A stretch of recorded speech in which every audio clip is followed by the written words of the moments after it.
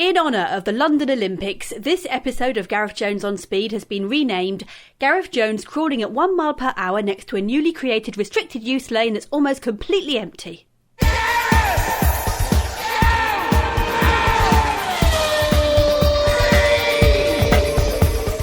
Hello and welcome to Gareth Jones on Speed. He's Zog. Hello. He's Richard. Hello.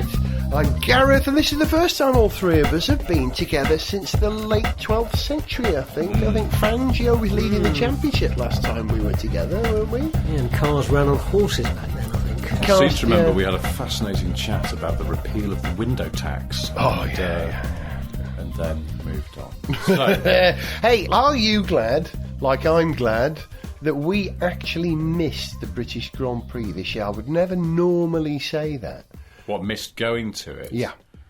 Yeah, I didn't look with envy at the pictures on the television of the rain. Oh, it held off for the race, didn't Yeah, it? it did, yeah. In a way, was the one bit that perhaps you'd have thought it would have benefited. You might have wanted, Yeah, but It's spicy, but it sounded a bit miserable there. And I know there were people still trying to escape the campsites and the car parks on the Monday. That's right, yeah. The people Which from just sounded F1 like in pubs sheer contacted bloody me. hell. there would have been a lot of tramping around in mud, and that's just, Do you know my views on camping at the best I of know, times? true. And it would have just Yeah. sent me over the edge, personally. And I'm sure a lot of people who even quite enjoy pooing in a bucket and sleeping under a piece of tarpaulin were driven to the brink of madness by it. It didn't look so So good. roll on the London Grand Prix, basically. Yeah, well, we did it first, the London Grand Prix. Remember where you heard it first? 7 years ago, boys, when we were bright-eyed and bushy-tailed. Was that 7 years ago? It was, boys, yeah. Crikey. Oh, God. Yeah. At the very dawn of this podcast, you might say, really. Or, well, maybe not the dawn, but around about 9 o'clock in the morning. But do you reckon that's going to happen? London Grand Prix? No, What are the chances? Come on, what are the chances? There is more chance of there being a Grand Prix in this living room than there is in London. Sound of a Formula One car approaches from the kitchen. I was going to say, yeah, let's not round the rule it office out. chair there over towards the sofa complex. Well, Into you the could do corner it, they as call long as slide. everything was shrunk down to about 1/8 size, I reckon you could get away with. But those poor people at Silverstone, you've seen it's- Galaxy Quest, haven't you? Those Yes. poor people. That just made good me movie. think of that, yeah. But the London Grand Prix would be wonderful, not least of all because the three of us live in London. That would be great. It ain't going to happen. I don't think they're going to have an Olympic Grand Prix. He's not interested in that either, using the Olympic complex, which means Silverstone. So what did go wrong at Silverstone? Let's think. We'll have the race in July. You know, potentially the hottest month of the year. The weather can't possibly affect us. Because the British summer is so reliable, we never, ever get, any kind of little rainy spells or downpours. But in it's my mind, and I know there have been exceptions, but in my mind, more often than not, the British Grand Prix weekend seems to be sunny. Yeah, oh sure. And yeah, it's yeah. always quite nice. Oh, and we I do- always feel quite proud because I think the perception of Britain amongst people overseas is that it always rains, and it's nice to go, look, watch your There you go. televisions now. Check it out. Look at our sunshine, which is, the Olympics at this rate is going to reinforce everybody's global prejudice about Britain. It's constantly raining there, and lo and behold, it bloody well is. Yeah. What do you? And I grew up in near Manchester, and I'm getting depressed by this rain at the moment. I mean, I it's grew just up in like Wales and I'm intolerable. depressed by this rain. We're just having a rotten summer, and that's what happened. It seems that the big problem at Silverstone is parking on grass and camping on grass. Now, we don't have that problem when we go to Le Mans. Now, is it because underneath all the grass at Le Mans, you've got some stone? You know how hard it is to get your pegs in when you're camping at Le Mans, so you get good drainage. No, they haven't bothered with that at Silverstone. They put all the money on the Silverstone wing. Well, I don't know. I suspect, and it'd be interesting to hear what somebody that kind of knew about the geology and the soil around.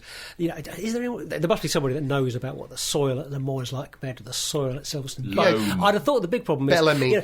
there's a difference between. Same type of soil. It's the only one I know. Sorry, go on. But it's a difference between a 24-hour race. People spend a lot more time rocking up to and leaving, and people spend several days there and plan on spending several days there. So it's all much more spread out. Whereas Grand Prix weekend, you've just got a much greater proportion of the crowd turning up and leaving within an hour or two of the start and the end of the race, really. So, Which but resulted... a bit more than an hour or two, but you know what I mean. It's just Which resulted this year in a unique statement. I have never in my life heard the organisers of a race event say, if you've got a ticket for Saturday, could you not come, please? Have you ever heard that, ever? Yeah. Bonkers. It's like, okay, yes, you know we invited you to that dinner party on Saturday. Yeah, I'm afraid that the dogs weed on one of the chairs, so could you not turn up?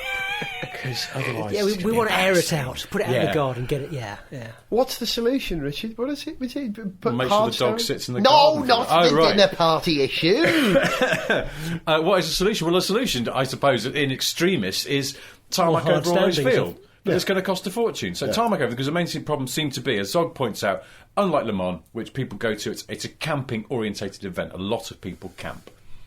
Personally, not me if I can avoid it. But that's just me. A lot of people are happy to camp because they like pooing in a bucket and sleeping under a tarpaulin. So, Silverstone, a lot more people come and go in the day. So car parking is the main issue, and that's what they lost so much of, wasn't it? Mm-hmm. Yeah, and you can't really justify permanent concreting, tarmacking over enough space for car that's it. For 1 weekend a year. It would be absurd, wouldn't it? Because for the rest of the year, it would just be these vast, desolate spaces, unless they could find something else to do with them, like use them as go-kart courses or driver training, things like that. You know, the Porsche experience is there, and I don't know, does the Mercs do stuff there, or is there stuff all down at Brooklyn? Maybe they could. Maybe it strikes me that perhaps some other car manufacturers want to get in on that. What are Jag doing at the moment with their sort of driver experience things? I'm not sure they do very much. Why not get a bunch of XFRs down there into one of Silverstone's many lavishly tarmacked new car parks that don't exist yet, and just hoon around for a few cones down and put a little, porta cabin at one side that can be their little base. Get some coffee on. Job's a good one. It's a plan. Might not be workable, but it's a plan, and I like a man with a plan. Bernie Ecclestone, did you hear that Bernie actually didn't jump down the throat of Silverstone over this year? Bernie, for the first time ever, came out in defence of Sorry, I'll come down and knock down. Bernie, for the first time ever, came out in defence of Silverstone and said, well, it's the weather, you can't do much about that. I've never heard him. It's the one thing that I can't control, and I have tried.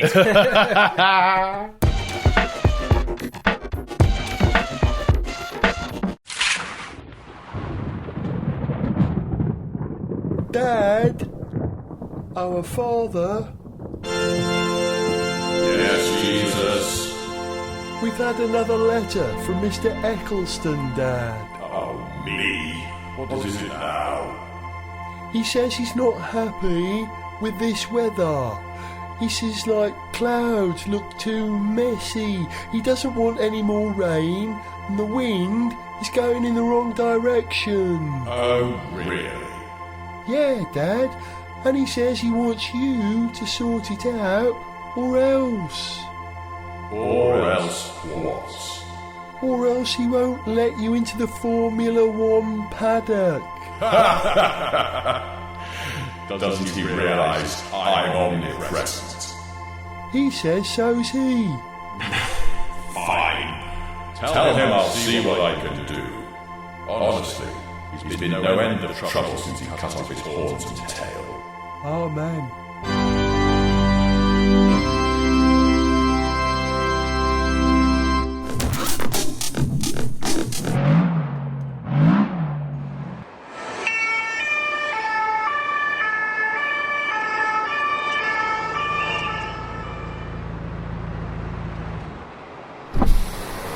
Hello, English scum. Hello, officer. So you're trying to drive your car in France. You know that in this country you are legally required to carry a high visibility vest? Yes. And a warning triangle? Yes. And a spare bulb kit? Yes. And from the 1st of July, you are also required to carry a breathalyzer. Oh, for God's sake.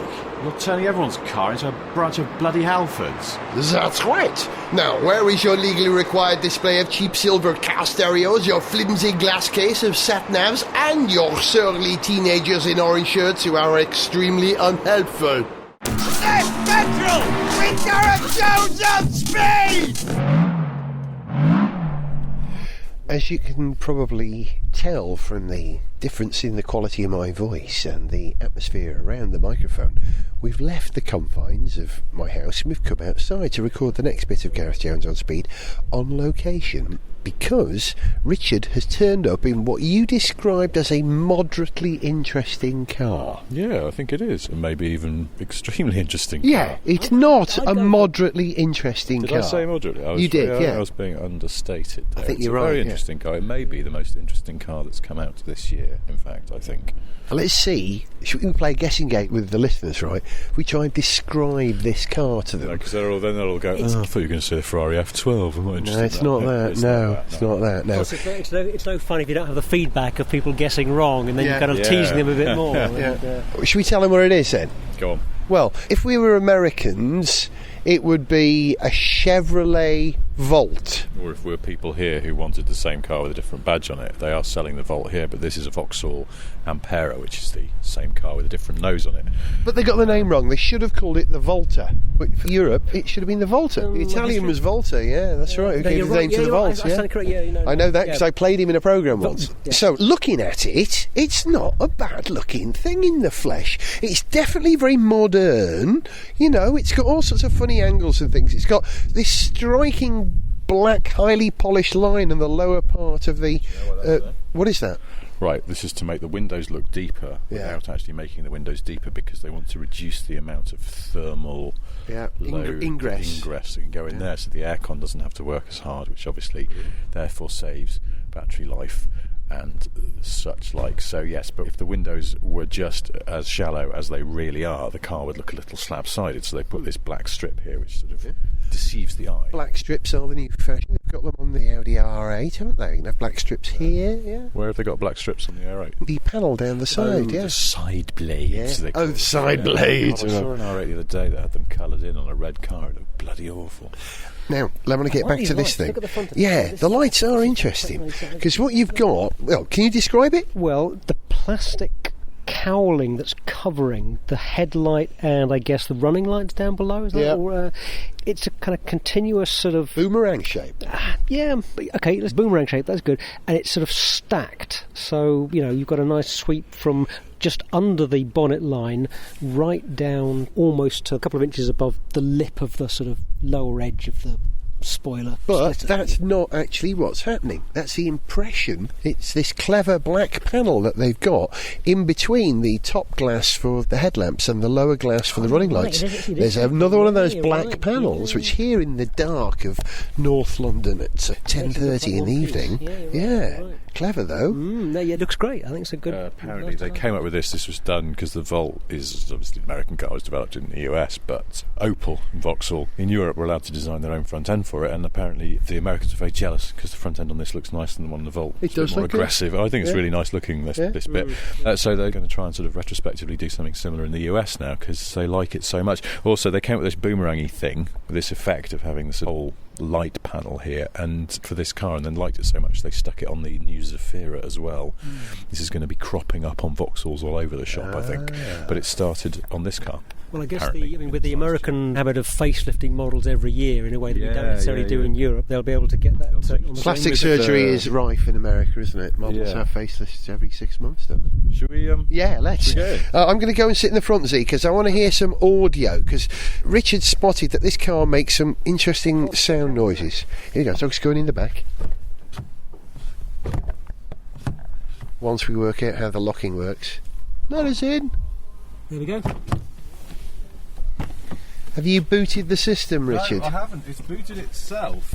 Booted itself? Right. So, well, it did one thing. It did a welcome thing, which just makes a noise now. It's telling me I've driven down from Luton when I picked this car up, and I've driven over here. It's used up its battery, so it's now the petrol engine is kicking in. So it's telling me to plug in to recharge. It's all keyless, so I just jab this button here. Listen. It Do you hear that? It's got a noise.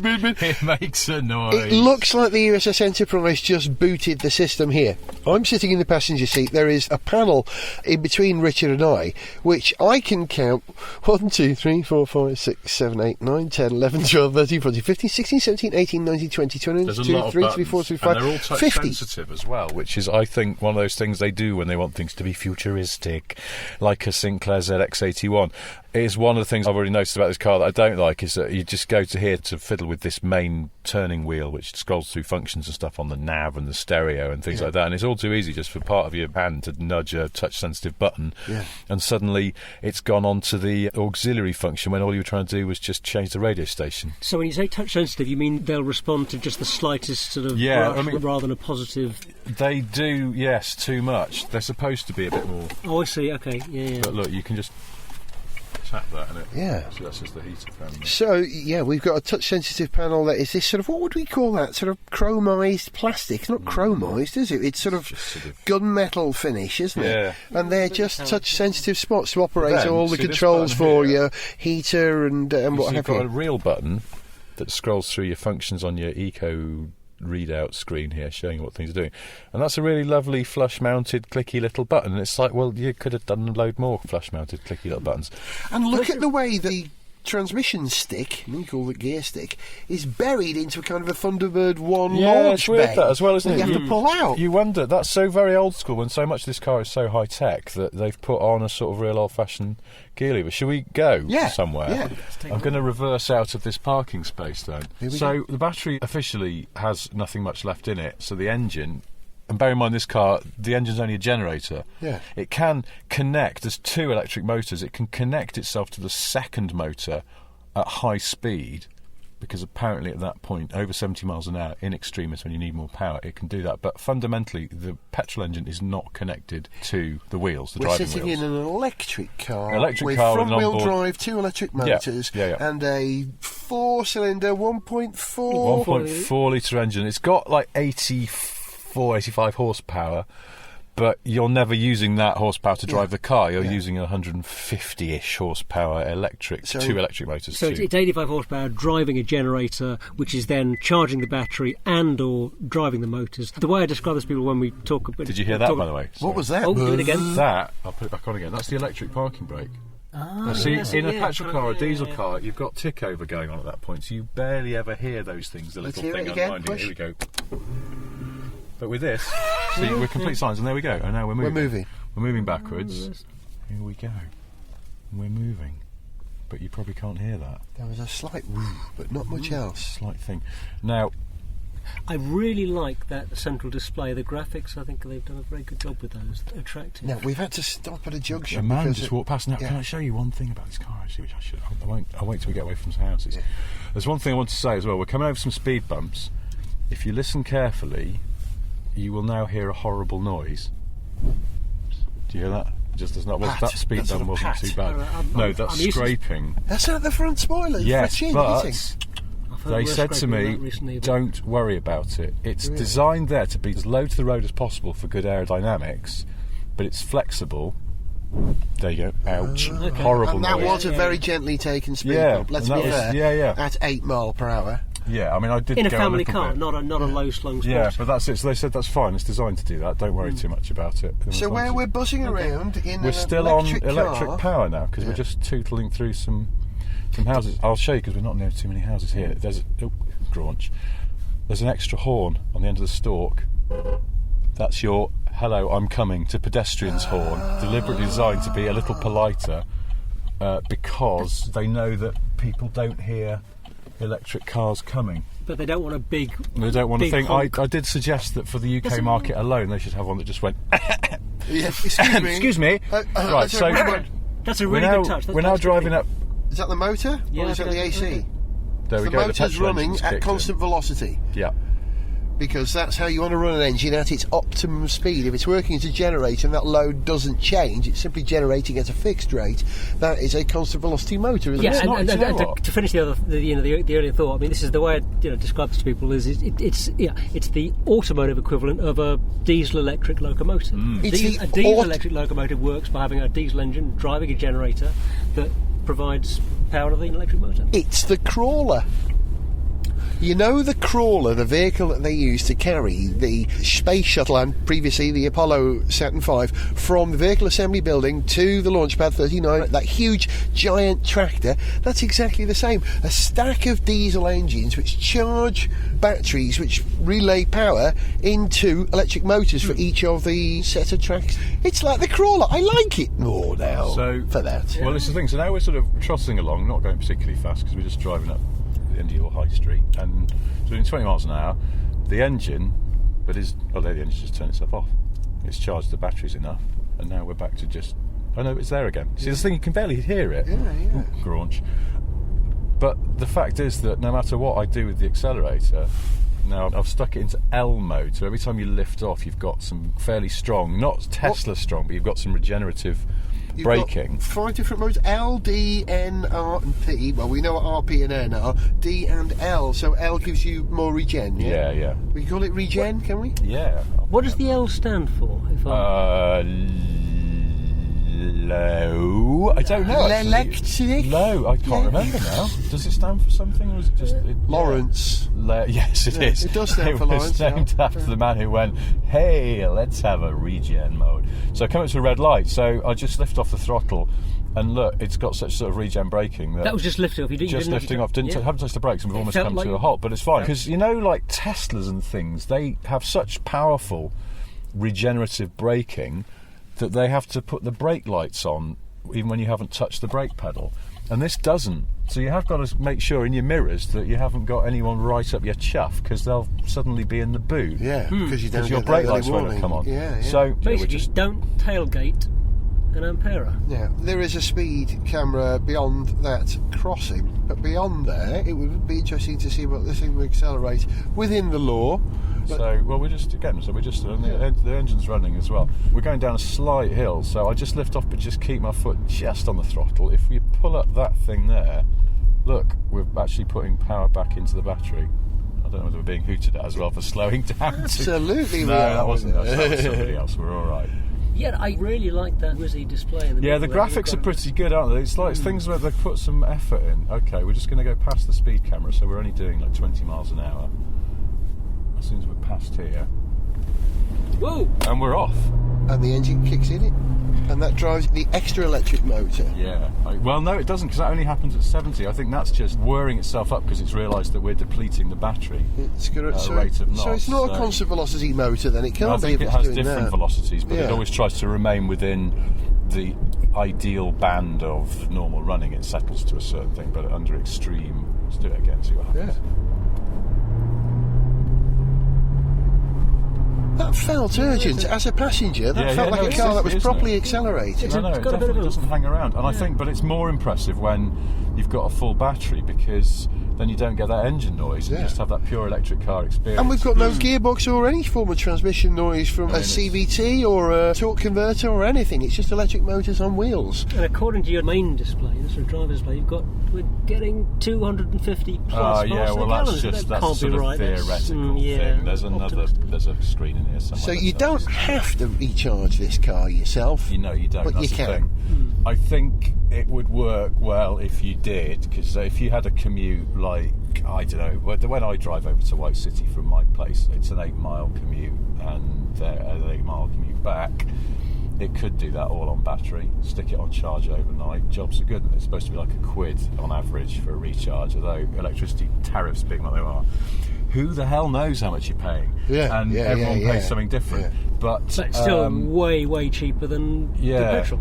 So it's a top-up. Well, now it reckons in real time we're doing like 240 miles to the gallon, which can't be right. Since I picked this car up, I've done 32 miles on pure electric off the battery, and I've done 4.9 miles with the petrol engine running. That was going to be my question. If it was 240, what's it averaging it out over in terms of it's petrol? all a bit. I don't know. I think they're fudging it a little bit, maybe, because it's all theoretical, isn't it? But the point is, I've done 35 miles and I've used 0.16 gallons of fuel. That's your headline there, I think. Thank you, sir. Going into here, and speed bumps more. Oh, there we go. Sorry about the speed bumps. Do you want to turn around in here? Remembering that that's okay. A man from Vauxhall said, "Don't worry about that noise." They probably do it to let people know that there's a car coming as well. I wonder. Well, once again, I've got my "excuse me, I'm on my way" horn. How long have you got this car for, I Richard? only got it for 3 days. There's a lot of demand on these things, and they Yeah. said, "I'm really sorry, we can't spare one for too long," which is a shame because I would love to live with it for longer, just to see. So look, now we're down. It's got a bit of Particularly something this different, you want to sort of try it out for longer. There are some things that only become apparent about, something that's a fairly different kind of vehicle when you've lived with it for a while. Yeah, I think so. Petrol engine's turned off again. All is quiet, so we just move off in silence, which is the sort of my favourite bit. I just like that creeping about. Let me tell you about stealth mode. Yes, about the Lexus CT200 we had for Le Mans this year. I probably for the first time ever got completely addicted to the idea of when you pull away, you really should do it on an electric motor because there's people standing around, it's nice and quiet, you've got that instant torque from low speed. It's better suited as a piece of engineering to low speed pull away than the big old noisy petrol engine, which is great at high speeds. Oh, I've just noticed something. So it's got this screen in here where, first of all, it gives you a percentage of your use of the air conditioning. Now, I've actually just got it ticking over to clear the screen because it's a damp evening, but it's still 73%, so doing okay there. And it cleared the screen quite quickly. One of the things about this car that I have noticed is it is still just a car. It works like a car, everything that you'd want. It goes and stops, and it has air conditioning that works, and a radio, and all Probably these things. just as well. Yeah. It's not compromising all the bits you need out of a car. But it's also rating your driving style. Now, I just, as an experiment on the way over here, when I was trying to see how far I could go, when it told me I had 2 miles left on the battery, but I wanted to see if I could get to your house, which is more than 2 miles, before the petrol engine kicked in. And I drove in a very, very matronly way, and I got my driving style rating up to 97%. Well done. Gunning it like a wazzock earlier on. I'm down to 34% now. It's really punishing me for doing that. For being a leadfoot. Yeah. Going to accelerate up hills. Here we're going up a mild incline now. I'm also doing and 22 miles an hour in a 30 zone on a main road with people behind me going, "You eco bellend." So let's just find a happy medium here. What is interesting though is that usually driving in an economical way can become really quite boring, but if you do this and you make it into a competitive sport, then suddenly it's a bit more interesting. Lightens it up, yeah. That was you just lifting off there, wasn't it? Yeah, I haven't See, touched the again, brakes. I would, that I'm going to felt touch like the a little brakes touch on the now brakes. at the very last minute just to stop us at the line, but otherwise it's all just on the regen stuff, which is good. So here we are, sitting at lights in North London, in a car. Almost no noise from us at all. We can hear the diesel engine of the a Vauxhall alongside. Yeah, also I just got distracted because there's a Hyundai XG30 there as Oh, well, lovely. on the original wheels as well. Yeah. Hey, the wheels on this are a bit weird, aren't they? The wheels on this, and they're they've got these plastic 50p piece? inserts that make them, I guess, more aerodynamic. But again, apparently, like the front end design, the wheels, apparently customers in America who have Chevy Volts saw these wheels on the internet and have demanded them over there as well, so they're going to start offering them in the US. I am intoxicated, I have to say, by low-speed driving in electric cars, and equally intoxicated by high-speed driving in internal combustion cars.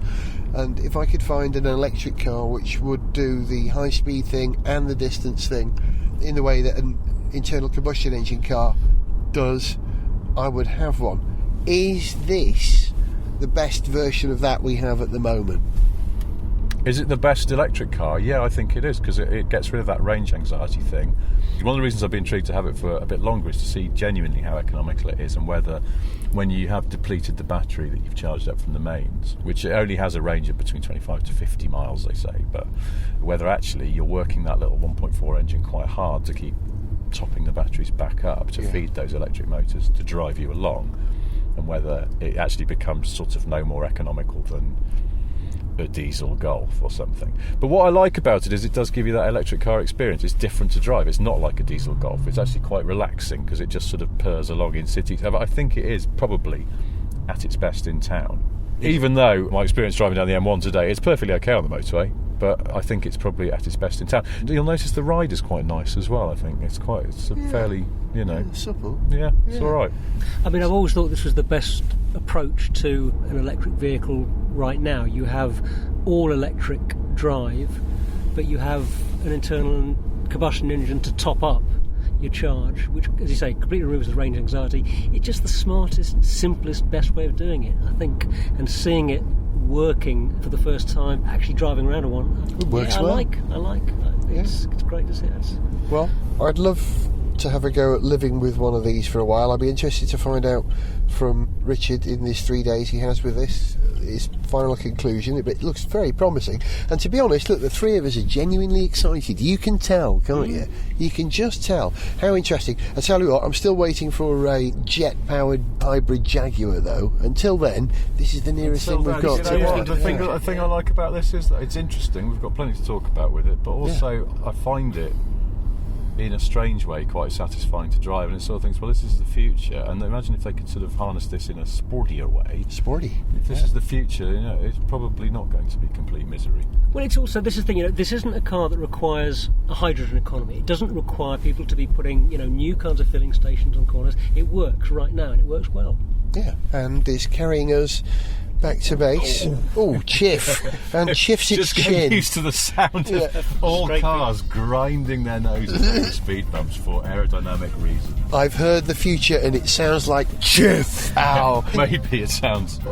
That's the future, ladies and gentlemen. Excuse me. You've been listening to Richard Porter, Goodbye. Zog, Bye. a Vauxhall Ampera. You can't rev the engine, can you? Even if you blip the throttle, you can't.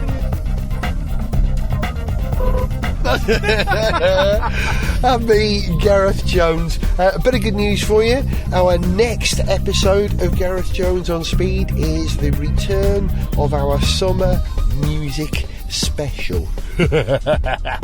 So we'll see you for that one. Ta-da! To send us an email, see pictures, get song lyrics, join our Facebook fan site or follow us on Twitter, go to garethjones.tv. Gareth Jones on Speed is made in London by Whiz Bang. Gareth Jones on Speed!